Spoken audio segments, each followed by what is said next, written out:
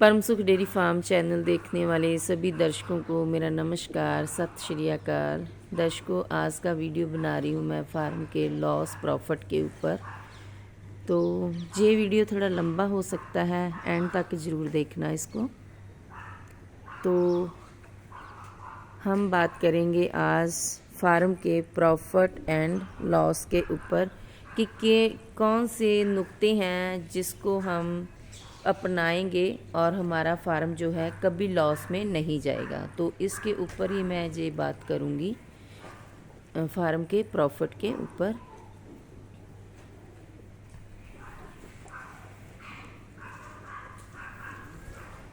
तो हम बात करते हैं फार्म के प्रॉफिट और लॉस के ऊपर। तो फार्म का प्रॉफिट, वही फार्म अच्छे प्रॉफिट में रहता है जिस फार्म के ऊपर हम जो है इसकी ब्रीडिंग के ऊपर, फीडिंग के ऊपर और इसकी मैनेजमेंट के ऊपर पूरा फोकस रखते हैं। अगर हम फीडिंग, ब्रीडिंग और मैनेजमेंट के ऊपर पूरा फोकस रखते हैं, पूरा ध्यान रखते हैं, तो कभी भी जो फार्म है वो लॉस में नहीं जाता है, हमेशा वो प्रॉफिट में रहता है। तो सबसे पहले हम बात करते हैं ब्रीडिंग की। तो अगर आपके फार्म पे अच्छी ब्रीड है, मतलब आपके पास जो कौ है 30 प्लस से ऊपर है, तो आपका फार्म जो है कभी भी लॉस में नहीं जाएगा, हमेशा प्रॉफिट में रहेगा। तो आपने जब भी अपने पशु जो सेल भी करना है तो 30 प्लस वाला ही सेल कीजिए। तो इससे कम दूध वाला जो है फार्म के लिए सेल मत कीजिए। और जब भी आपने जो फार्म की ब्रीडिंग के लिए बुल सिलेक्शन करनी है तो वो भी अच्छा बुल सेलेक्ट कीजिए जिसके मिल्क सॉलिड बहुत अच्छे हों, जिसकी जो है सेहत अच्छी हो, जो लंबे सुए आपके फार्म में रहे और दूध दे, जिसकी फैट SNF बहुत ज़्यादा हो। आपने ऐसा जो है अपनी गाय के लिए बुल सेलेक्ट करना है। दूसरा, आप अपने फार्म पे जर्सी कौ जरूर रखिए। हमने तो अपने फार्म पे जर्सी है, हमारे पास प्योर HF भी है और क्रॉस ब्रीड भी है, जिसकी बात मैंने पहले बहुत बार की है अपने चैनल के वीडियो में कि क्रॉस ब्रीड के क्या फ़ायदे हैं। तो हम क्रॉस ब्रीड भी रखते हैं, जर्सी प्योर भी रखते हैं और प्योर HF कौ भी रखते हैं, ताकि इससे क्या होता है, एक तो फार्म पे दूध रहता है, दूध ज़्यादा रहता है फार्म पे। दूसरा, दूध के जो मिल्क सॉलिड हैं वो ज़्यादा रहते हैं, क्योंकि अगर दूध के मिल्क सॉलिड अच्छे होंगे तभी जो दूध का रेट है वो आपको बढ़िया मिलेगा और आपका जो फार्म है वो प्रॉफिट में ही रहेगा। ठीक है। तो आपने जो भी बुल सेलेक्ट करना है, ये नहीं है कि किसी ने बता दिया कि ये वाला बुल लगा लो तो आपको बहुत अच्छा रहेगा, ऐसे नहीं। आपने जब भी बुल सेलेक्ट करना है, आपकी क्या रिक्वायरमेंट है, आपके गाय में क्या कमजोरियां हैं वो चुनियां हैं। उसका अगर अडर बड़ा है तो आपने छोटे अडर वाला बुल जो है सेलेक्ट करना है। अगर उसका जो हाइट बड़ी है तो आपने छोटे हाइट वाला बुल सेलेक्ट करना है ताकि वो मीडियम हाइट का हो जाए। अगर आपकी गाय की फ़ैट कम है तो आपने ज़्यादा फैट वाले बुल की सीमन की सिलेक्शन करनी है, ताकि आपकी गाय की जितनी भी उसमें कमजोरियां हैं उनको अब उसका जो आने वाला बच्चा है उसमें वो क्वालिटी नहीं आए, उससे बढ़िया क्वालिटी की हो। आपने ऐसा बुल सेलेक्ट करना है जिसका फैट SNF बहुत ज़्यादा हो, मिल्क सॉल्ट ज़्यादा हो, प्लस उसकी खाने की कैपेसिटी ज़्यादा हो, बॉडी डेप्थ ज़्यादा हो। मतलब आप ओवरऑल ला लो कि आपने एक वधिया क्वालिटी, टॉप क्वालिटी का बुल चुनना है अपने फार्म की कौ को कंसीव जिससे कराना है वो। तो इससे क्या होगा, एक तो आपकी जो कौ है उसकी ब्रीड और भी ज़्यादा, फार्म की ब्रीड और भी ज़्यादा अच्छी होती जाएगी और उसका जो दूध है आगे वो भी अच्छा आपको मिलेगा। तो फार्म की ब्रीडिंग के तरफ भी आपको पूरा ध्यान रखना है अगर फार्म को प्रॉफिट में रखना है। तो आगे आते हैं हम फीडिंग के ऊपर। तो आपकी जो फीडिंग है, जो हम गाय को खिलाते हैं फीड, पूरी फुल बैलेंस डाइट की होनी चाहिए। जो भी हम उसको फीड खिलाते हैं, TMR खिलाते हैं, जैसे साइलेज, हेलेज, हे, जो भी खिलाना है पूरा बैलेंस देना है उनको, ना ज़्यादा दो ना कम दो।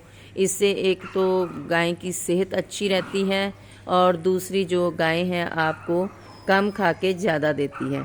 तो फार्म पे जब भी आपने फीडिंग करनी है तो अपनी गाय की सेहत को देखकर प्लस अच्छी फीड करनी है, जिससे आपकी गाय को कोई भी नुकसान ना हो। वो जो अच्छा खाएगी तो आपको अच्छा दूध देगी, उसकी सेहत अच्छी रहेगी, वो जल्दी गब्बन होगी, आपको ज़्यादा सुए देगी, फार्म ऊपर ज़्यादा देर तक रहेगी, तो आपका फार्म जो है प्रॉफिट में रहेगा।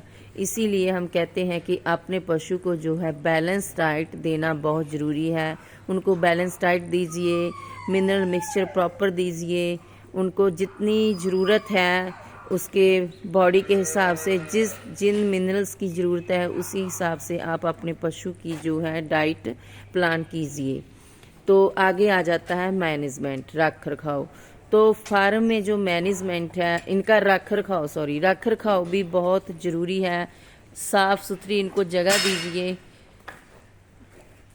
इनको पानी जो है इनका प्रॉपर बढ़िया होना चाहिए, साफ़ सुथरे वाटर टैंक होने चाहिए। सर्दियों में पानी इनको निग्गा प्रोवाइड करवाओ ताकि इनको जो पानी की कमी ना हो। और अगर पानी पशु कम पीता है सर्दियों में तो दूध में भी कमी कर देता है। तो पूरा दूध लेना है पशु से तो उनको बैलेंस डाइट के साथ साथ प्रॉपर निग्गा पानी भी प्रोवाइड करवाइए, तो आपका जो फार्म है कभी लॉस में नहीं जाएगा। आगे आ जाता है इनका साइलेज। तो साइलेज जो है आप अपना खुद तैयार करिए, क्योंकि जब हम खुद साइलेज तैयार करते हैं एक तो वो बहुत बहुत अच्छी क्वालिटी का होता है, उसमें ड्राई मैटर हम बहुत ही हिसाब से रखते हैं।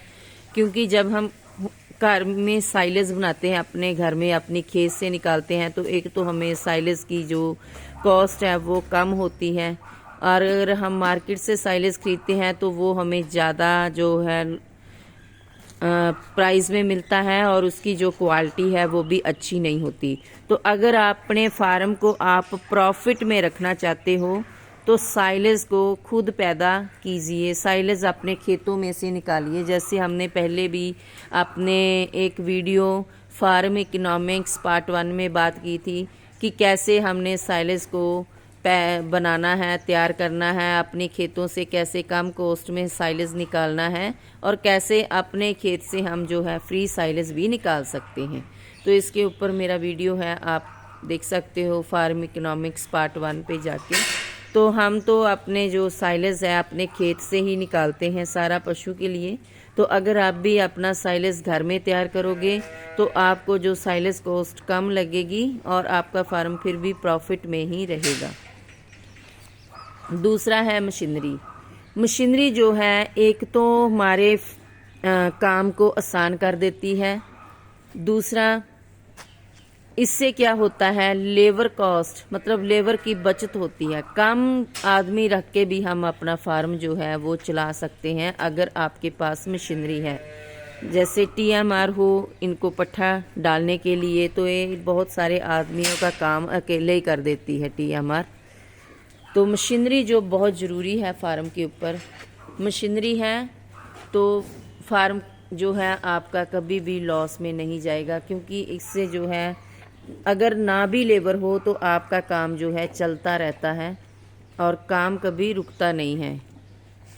और मशीनरी अगर फार्म पे हो तो इससे लेबर की बचत होती है और जो काम है वो जल्दी जल्दी ख़त्म हो जाते हैं, टाइम की भी बचत होती है। तो मशीनरी बहुत ज़रूरी है फार्म के ऊपर। फार्म को प्रॉफिट में रखना है तो मशीनरी का होना भी बहुत ज़रूरी है।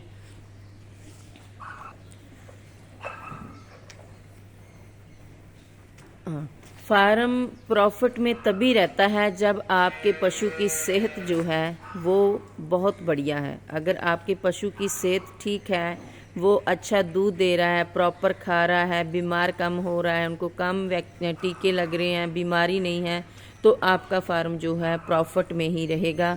क्योंकि अगर पशु सेहतमंद है तो वो सब प्रकार से आपको प्रॉफिट देगा। एक तो वो अच्छा दूध देगा, दूसरा वो जल्दी बच्चा पकड़ेगा, और जल्दी बच्चा पकड़ेगा। कई बार तो क्या होता है, फर्स्ट सीमन पर ही जो गाय है बच्चा जो पकड़ लेती है। इससे क्या होता है, सीमन की जो हम बार बार स्ट्रॉ नहीं लगाने पड़ते तो सीमन भी बचता है। तो सीमन बच गया तो समझो वो ये भी एक प्रॉफिट ही है, बार बार सीमन नहीं लगाना पड़ेगा। बहुत महंगे सीमन आते हैं अच्छे बुल के। तो गाय की सेहत अच्छी है तो फार्म में प्रॉफिट ही प्रॉफिट है, क्योंकि मेडिसिन कम लगेगी तो प्रॉफिट ही है, क्योंकि मेडिसिन भी जो पशु की बहुत महंगी है। दूसरा, वैक्सीनेशन बहुत ज़रूरी है। अगर हम अपने फार्म को प्रॉफिट में रखना चाहते हैं तो बीमारी आने से पहले ही उनको वैक्सीनेशन करवाओ, ताकि जो पशु के पास बीमारी आए नहीं। आप तो जानते ही हो, जब पशु को कोई बीमारी आ जाती है इससे पशु का बहुत नुकसान होता है। एक तो उसका जो पहला सुआ, जिसमें पहला सुआ ख़राब हो जाता है, उसकी मिल्क प्रोडक्शन कम हो जाती है। दूसरा भी सुआ साथ में ख़राब होता है, क्योंकि अगर वो बीमार हो जाता है, उसकी सेहत ख़राब हो जाती है तो अगला बच्चा वो पकड़ता नहीं है। कई बार तो पशु बनता ही नहीं है, अगर बने तो 2 साल के बाद वो काविंग करता है। तो वैक्सीनेशन करना भी बहुत ज़रूरी है। अगर आप अपने फार्म को आप प्रॉफिट में रखना चाहते हो तो वैक्सीनेशन ज़रूर करवाएं।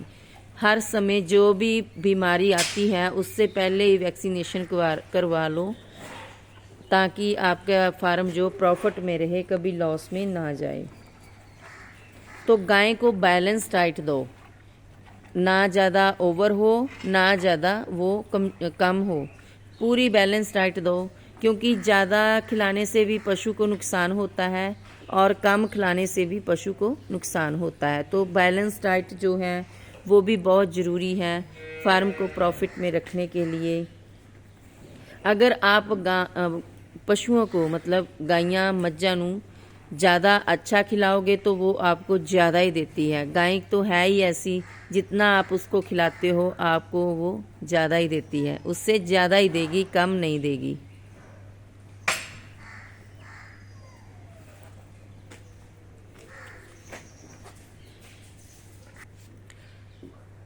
तो अपने फार्म पर लेबर के हवाले अपना फार्म मत करना।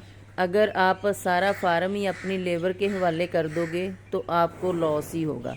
अगर अपने फार्म को प्रॉफिट में रखना चाहते हो तो खुद फार्म पे रहना बहुत ज़रूरी है। अगर आप फार्म पे रहोगे और बीच फार्म के अंदर काम करोगे तो आपको एक तो अपनी गाय से भी स्नेह रहता है, दूसरा गाय जो है उसकी कंडीशन का आपको पता चलता रहता है, उसकी क्या हरकत है, वो कोई बीमार तो नहीं है, उसकी क्या हलचल है, कोई हीट में है। ये सब जो बातें हैं ना, ये बहुत ज़रूरी है। तो लेबर के हाथों में कभी भी अपना जो फार्म है मत दीजिए। अगर आपको फार्म से प्रॉफिट लेना है तो लेबर के भरोसे फार्म को मत छोड़िए। तो फार्म के ऊपर ज़रूर रहिए।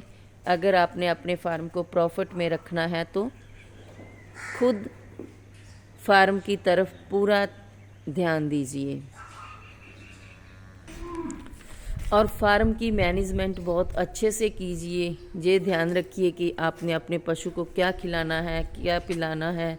दूसरा, उनका जो रख रखाव है आपने कैसे रखना है, आपने कैसे उनको जो है फीड वगैरह खिलानी है, कितनी खिलानी है, कौन से बुल सेलेक्ट करने हैं, इनकी इन ब्रीडिंग ना हो, और पूरा इसके ऊपर भी आप फोकस रखिए।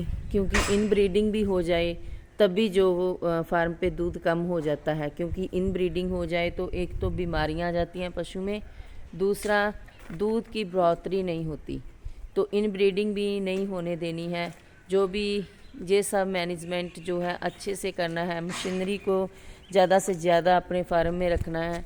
अगर आगे फार्म में आगे बढ़ना है तो मशीनरी को अपनाइए, लेबर के भरोसे ज़्यादा मत रहिए, ताकि आपका जो फार्म है प्रॉफिट में ही रहेगा, कभी फार्म लॉस में नहीं जाएगा।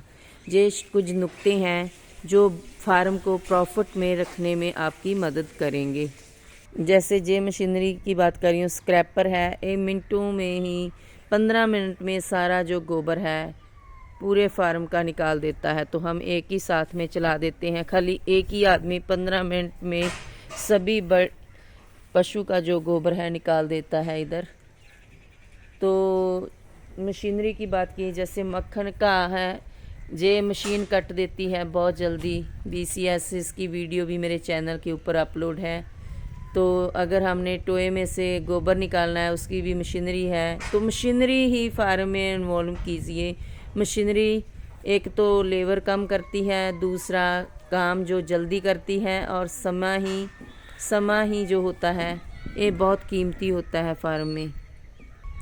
तो लास्ट में मैं वीडियो को अब ख़त्म करती हूँ। फार्म के लॉस एंड प्रॉफिट के ऊपर जितनी भी हमने बातें की, तो इसका जो एक मेन निचोड़ी है वो है ब्रीडिंग, फीडिंग एंड मैनेजमेंट, और साथ में मशीनरी फार्म पे होनी बहुत ज़रूरी है। और इनका रख रखाव जो है बहुत बढ़िया होना चाहिए। जे खुश तो सब खुश, गायें खुश तो सब खुश। Thank you for watching. ऐसी फार्म से रिलेटेड और वीडियो देखने के लिए मेरे चैनल को कीजिए subscribe, like and share. Thank you. तो ये जो सब बातें मैंने बताई हैं ना, अगर ये अपना लोगे तो सदा प्रॉफिट में रहोगे। अगर ये सब नहीं अपनाओगे तो फिर फार्म लॉस में जाता है। वैसे फार्म कभी आपको लॉस में नहीं जाने देता है।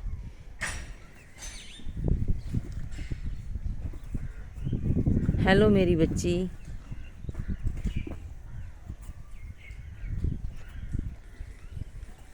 Thank you.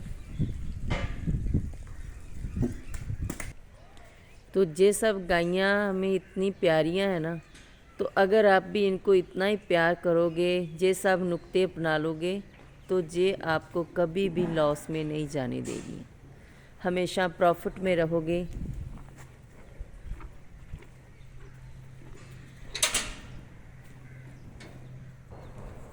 तो हमने भी ये फार्म था 5 गाय से शुरू किया था।